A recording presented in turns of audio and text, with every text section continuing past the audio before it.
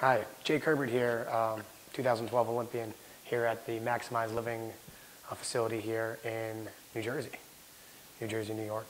And today what happened is I got to come in and I got evaluated, and you know, Maximize Living looked at my spine. They took x-rays in certain positions and making sure, basically let me know where my body's at. As a wrestler, our lower backs hurt, our necks hurt.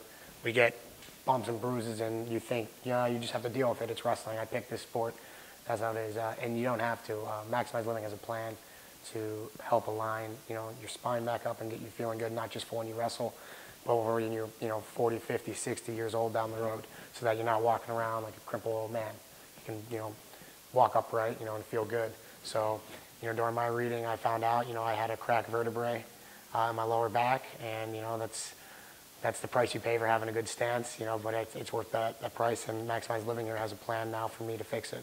So I'm going to get on that so that 20 years down the road, you're going to see me walking around, hopefully just as good looking, but, walking around as straight and getting my neck back in the line and feeling great, about my life and where I'm at, so that I can continue to get on the mat, at 50 years old, that I can continue showing this great skill of wrestling to the kids and the future of our world.